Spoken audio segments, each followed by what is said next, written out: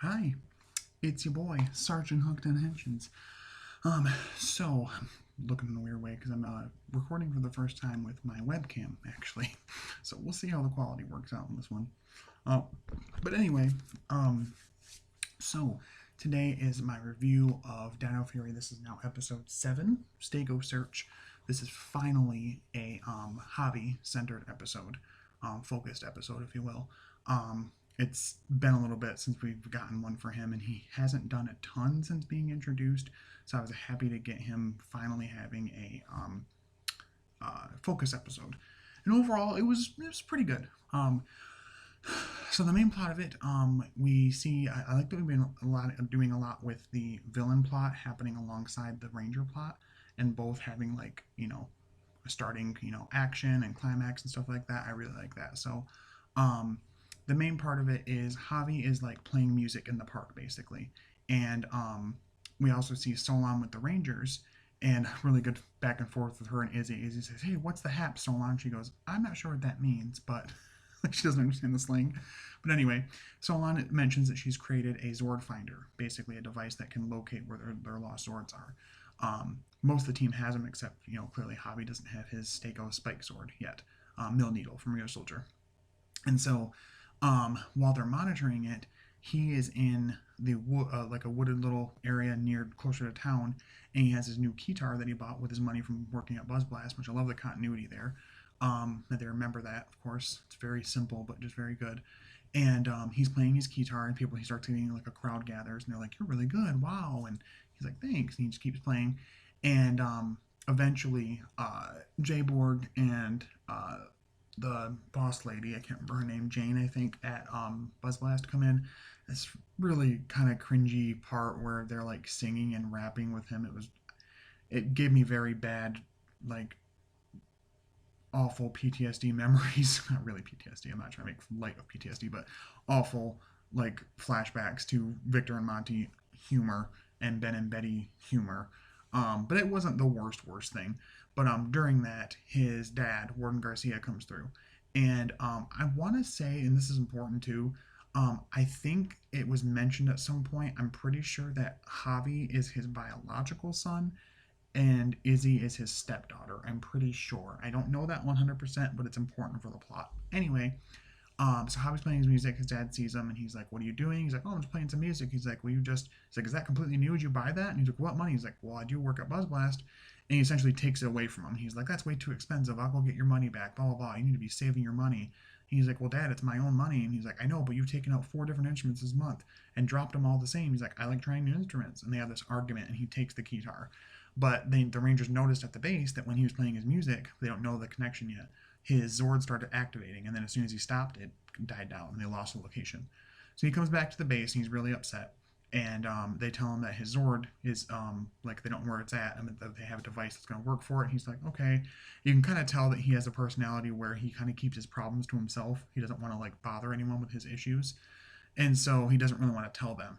And so he leaves, and they're like, "What's wrong with him?" She goes, "Well, I know with Javi, there's one or two things. Either one, he's upset about something related to music, or two, he's got really bad indigestion." It's like a thing. She's gassy. He has an indigestion. Whatever.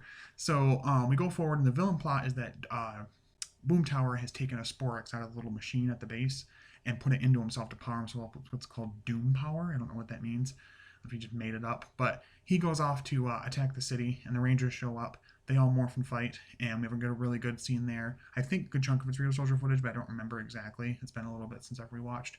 Um, but in the fight, Izzy gets hurt. He basically he's attacking Javi, and at the last minute she comes in to he's like now, and he's like blocking it with the shield power, the shield boost key.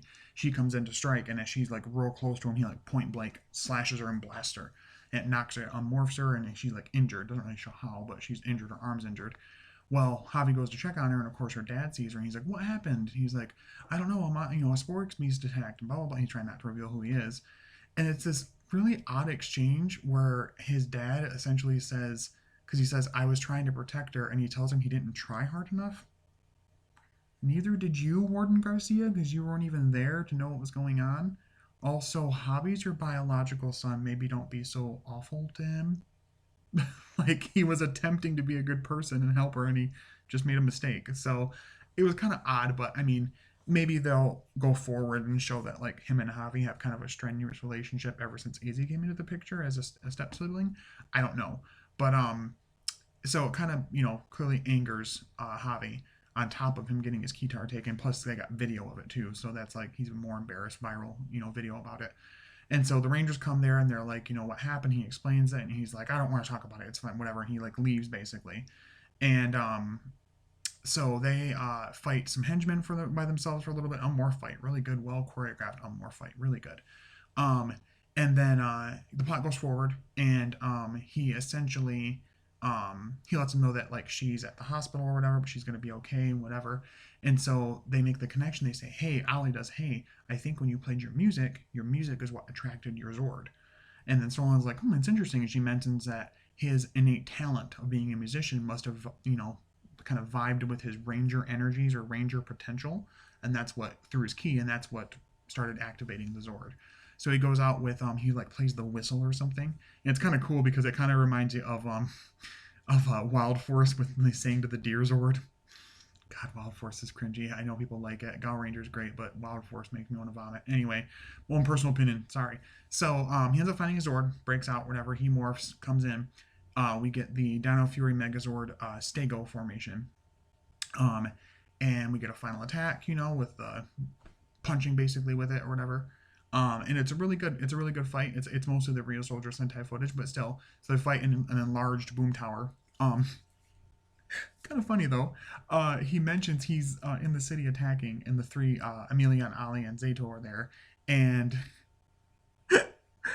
Amelia goes, "Whoa!" And she's like, "He's huge, whatever." And they mention that he is, and that they have to fight him. And then he turns right towards him. And she goes, "You don't think he sees us, do you?" And he goes, "I do." And he blasts them. I just love the little dialogue pieces. Like I said, this season is paying very good close attention to dialogue, and I love it. I love it. I love it. I love it. It makes me so happy. Anyway, so sorry to get it readjusted there. So anyway, he joins the fight. We get him added onto his formation on the Megazord. Defeat Boom Tower, doesn't destroy him, just knocks him out of his powered state basically. And all Void Knight did was really just be an angry dad at this point in this episode. It's like, you guys are coming with me right now. And they go back when he shrinks. They go to find him to try and take the Sporks or even destroy Boom Tower. And they end up they of course teleport away before that can happen. Because he's not going to be done yet. He's going to be in the series for a while, I would think. But yeah. So at the end of it, Javi and Izzy kind of reconcile a little bit, and he's like, "I'm sorry that I got you hurt," and she's like, "It's okay. I was it was partially my fault as well." And they have a good back and forth. I think Warden Garcia does too. I don't remember, but yeah, overall it was a decent episode. I don't think it was like the weakest out of any of them. Still, like probably honestly out of the full 7 we've gotten, maybe. I probably would rate it like an 8 out of 10. I'm not saying it's bad by any means, because it's really not. It's actually a pretty good episode. I just want like more of these to keep coming up, because if I'm not mistaken, the next episode is supposed to have Mick having a mechanic from Ninja Steel, who's the only good thing in Ninja Steel, having a cameo and part of the plot, coming to Earth, and he like apparently has been following the Nexus Prism everywhere. It has to mention that it has a connection to the Morphing Grid. He's taken like selfies with 40 different Rangers and whatever. And part of the plot showed also that they're having trouble making what's going to be the 5 Knights combination, which is all 5 Zords as one. I don't know what they're going to call it either, because they called just the 3 Knights one the Dino Fury Megazord. So I wonder what the 5 Knights version is going to be called. Anyway, but they show that like the formation isn't working or something like that, like having mechanical issues with the Zords. So I think he's going to help. We also got, this is away from the review, recently the full reveal that we've known about for a while, but now it's confirmed. Jordan Fate. I'm so sorry, Jordan, if I'm not saying your last name right. But he's known for being, he's an actor, but also known for being well known and high profile on TikTok as a comedian there. He's joining as the Gold Ranger. So we now have a person of color / black Asian, actually, Red Ranger, and now a Black 6 Ranger also, which I love the inclusion there. It's so cool. I love that they're bringing back the diversity. I mean, someone did mention that it's been a few seasons since we've even had a white Red Ranger. I think it was Samurai, because technically Troy was Andrew Gray is, I don't know what rationality, but I don't think he's Caucasian only. Like, just like, like, I think he might be something. I'm not sure. But yeah, so they revealed the actor, and it was him in suit. Um, and like a couple still images of him with like the motion changer, which makes me happy that they're using the motion changer. We got a picture a little while back. It was a speculation and a picture of what looked to be the Gold Ranger figure, but he had the random Dino Fury morpher on his wrist, which doesn't work with gold because the gold's morpher is a gun. So I hope to God that Hasbro learned their lesson last time, and with the gold and silver Beast Morpher Rangers, and they do the Morpher justice and don't make it a Nerf gun. They give it a full release, please, for the love of God. Um, but anyway, so I'm excited to see that.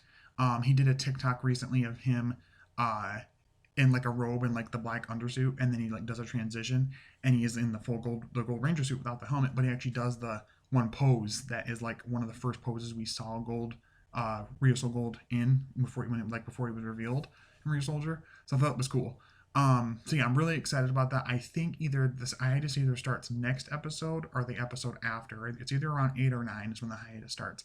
I'm hoping that after this year they can stop with the hiatus stuff and we can just go all the way through. I think it's a network Nickelodeon goofy thing and I hate it. But yeah, so a lot of good stuff for Dino Fury coming up pretty soon. I'm really enjoying the characters. The writing's been really good. The dialogue writing has been great.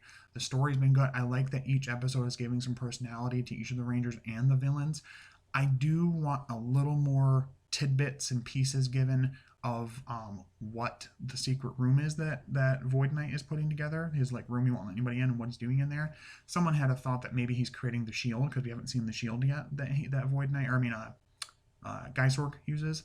So maybe he's creating the shield. Other people think it's other things, like maybe he's creating one of the other um, generals from Rio Soldier, and that's going to be a new thing from there, or something completely out of nowhere. I don't know. I'll be pleasantly surprised whatever it is, honestly. But I'm excited for it. I'm really enjoying Dino Fury. This is probably the first time I've enjoyed thoroughly a Ranger season all the way through since Dino Charge. I think even before that, like I had some issues with Dino Supercharge. And Beast Morphers was decent, but I'm like hooked in every episode. Like I'm never like, oh, I can miss this one, it's fine. Like no, I'm like hooked in every time. So overall, like I said, back to review, 8 out of 10, pretty good episode. Probably the weakest in my opinion, kind of weakest-ish in my opinion to the others, but still a pretty good episode. So really excited for next week with Mick coming back into it. If you guys, want to put your comments down below of what you thought of the episode. Did you guys like it? Did you guys think it was good? Did you guys like Javi's focus and his, what did you think about him and Warden Garcia? Do you think that was warranted or not? Again, thank you so much for the views. Thank you so much for the likes, the shares, comments when you guys can. Everybody subscribing. Thank you so much. We're at 163, 64-ish subscribers, somewhere around there. Thank you so much for the support. And as always, stay hooked on Henshins. I'll talk to you guys later. Bye-bye.